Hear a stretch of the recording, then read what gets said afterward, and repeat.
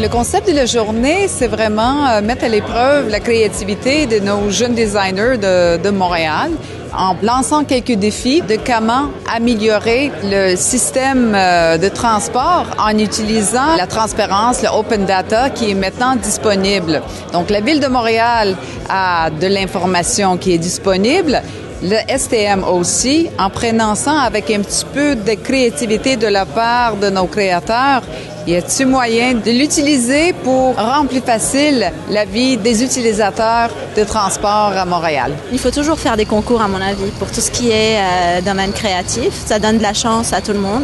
Aujourd'hui, c'est une date historique parce qu'on va commencer à libérer ces données-là. Par exemple, moi, mon équipe développe une application pour les stationnements sur la rue. Avec une application mobile, tu peux voir est-ce que tu peux stationner ou pas. Donc ça aide les gens à se stationner rapidement, à éviter des tickets. Un développeur, il a besoin de sa tête et d'un ordinateur. Donc, que ce soit sur une plage ou dans un autobus, c'est la même chose.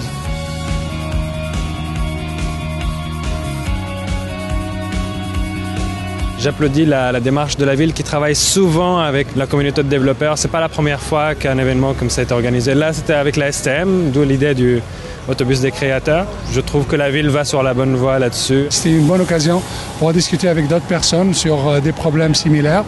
Et aussi, les gens de la Ville de Montréal étaient très, très sympathiques. On a beaucoup apprécié l'ensemble. D'ailleurs, les résultats étaient très serrés. Les propositions sont très originales. C'est toujours intéressant de voir tout ce qui peut sortir de l'imagination des réutilisateurs, des développeurs. C'est en plein sur les objectifs qu'on poursuit, c'est-à-dire de démocratiser l'accès aux données, de faire en sorte que les gens en voient l'utilité, que ça puisse être redonné à la population. Donc, pour nous, là, c'est une mission accomplie à ce niveau-là.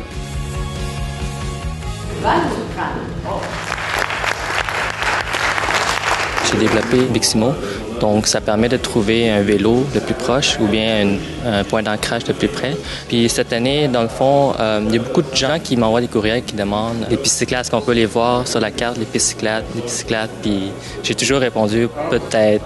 Donc c'est ça que j'en ai profité aujourd'hui pour l'inclure tout de suite. Je suis content pas juste le prix, mais le fait que aujourd'hui, même la journée même, on a pu réaliser quelque chose, tout le monde ensemble ici. La journée, je trouve, c'est un succès, peu importe gagner, pas gagner.